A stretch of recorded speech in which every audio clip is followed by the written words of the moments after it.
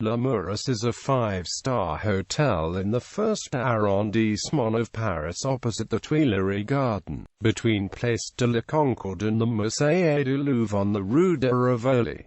For the Rue de Rivoli, it stretches to the Rue du Mont Thabor. The hotel was founded in 1771 and opened 1815.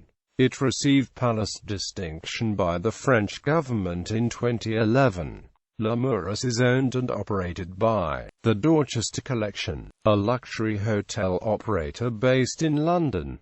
The hotel has a staff of over 400 and houses 160 rooms decorated in the style of Louis XVI. History. Early years. In the mid-18th century, the French postmaster, Charles-Augustin Meurice, understood that English tourists wanted to be on the continent with the comforts and conveniences they were used to at home. In 1771, Meurice opened a coach inn on Rue Edmond Roche in Calais, the Hôtel Meurice de Calais. In 1815, he opened the Hôtel Meurice in Paris, originally located at 223 Rue Saint-Honore. Le Meurice offered everything to make life easier for the traveler: apartments of various sizes, areas set aside where travelers could sit and talk, specialty laundry soap, English-speaking staff, and currency exchange, among other amenities. The hotel advertised, "For an English traveler, no hotel in Paris offers more benefits than Le Meurice." Quote, in 1835, Le Meurice moved from Rue Saint-Honore to its current location on the Rue de Rivoli, in a new luxurious building, close to the Tuileries Palace. A wealthy clientele followed, and during the July monarchy to the French Third Republic, Le Meurice welcomed the high society of the time, who appreciated the quality of service, the refinement of the rooms and lounges, as well as the exceptional location of the hotel in the heart of Paris, near luxury boutiques. In the latter half of the 19th century, Henry Joseph Shurik was its proprietor, and in 1865 he is documented as managing the hotel under the London and Paris Hotel Company. He is mentioned again in 1867, at which time the hotel offered large and small apartments, or single bedrooms, and featured a reading room and smoking room. In 1891, the hotel had electric lights, new plumbing, and accommodated 200 guests. Shurik was still the proprietor. Early 20th century. In the early 20th century, one of the shareholders of the new company was Arthur Millin, owner of Café de l'Épice and restaurants Weber and Le Doyen. To compete with the Ritz, which opened in 1902, Millin turned to a great Swiss hotelier, Frédéric Schwenter. Under these two men, Le Meurice was enlarged by the addition of the Metropole Hotel, located on Rue de Castiglione. Then, with the exception of the facade, the hotel was rebuilt under the guidance of the architect Henri Paul Nequetenot, winner of the Grand Prix de Rome.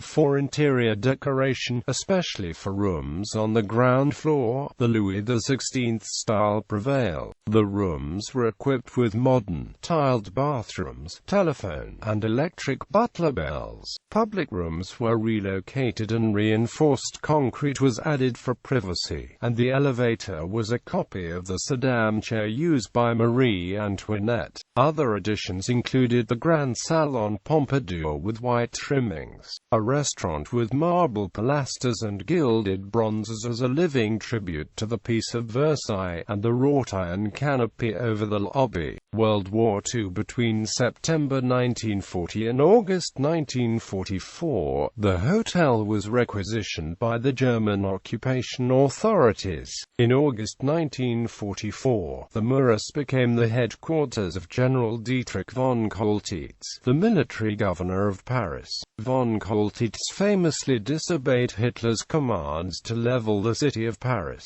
Hitler's reported question screamed von Choltitz over a Hôtel Meurice telephone, "Is Paris burning?" later served as the title of a best-selling book about the liberation of Paris, a 1966 film of which was shot partly at the Meurice. Recent history. During its long existence, Le Meurice has experienced several major refurbishments, one from 1905 to 1907, the second in 1947 and most recently in 1998.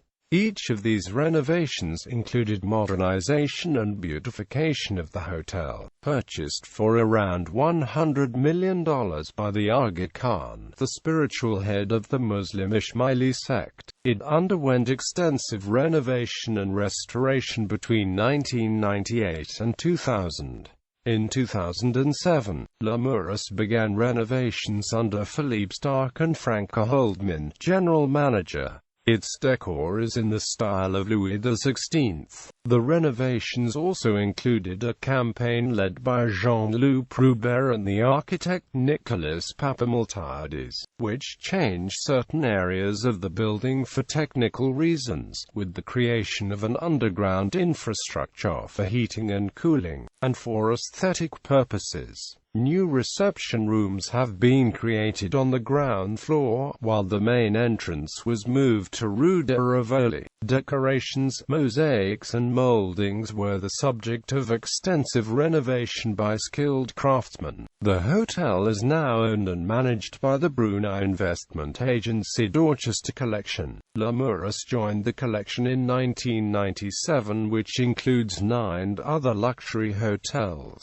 the Beverly Hills Hotel and Hotel Bel Air in Los Angeles, the Dorchester and 45 Park Lane in London, Coworth Park in Ascot, the Hotel Plaza Acute in Paris, the Principe di Savoia in Milan, Hotel Eden in Rome, and Le Richmond in Geneva. The French Ministry of Economy recognized Le Meurice with Palace distinction in 2011 on the first official list of government-approved palaces in France. Restaurants and bars. Le Meurice has 2 main restaurants. Restaurant Le Meurice overlooks the Tuileries Garden and was run by 3 Michelin star chef Yannick Aleno until 2013, when he resigned, and 3 Michelin star chef Alain Ducasse was named head chef. Restaurant La Dali is situated under a 145 square meter canvas painted by Ara Starck, the daughter of Philippe Starck. It also has the cocktail bar Bat 228 with leather armchairs and dark woodwork furnishings.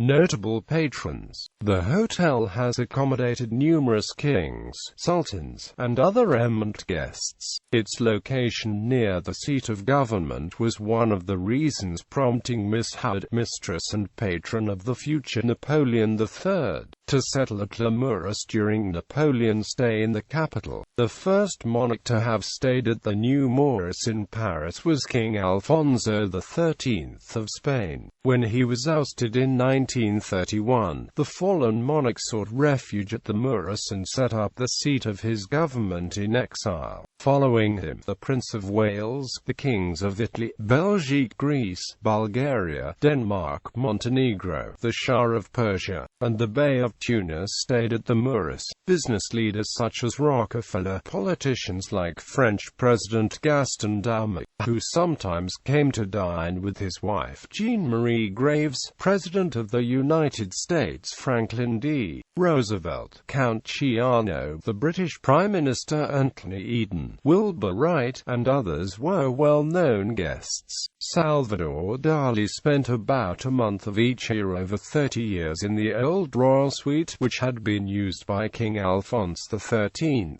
Others included Giorgio de Chirico, Rudyard Kipling, Edmond Rostand, Gabriel D'Annunzio, Paul Morand, Walter Lippmann, Yehudi Menuhin, Seiji Ozawa, and Sophie Mutter and Placido Domingo. Past guests also include film stars and directors such as Franco Zeffirelli, Liza Minnelli, Fernandel, Mike Todd, Eddie Fisher, Ginger Rogers, Yul Brynner, Elizabeth Taylor and Richard Burton.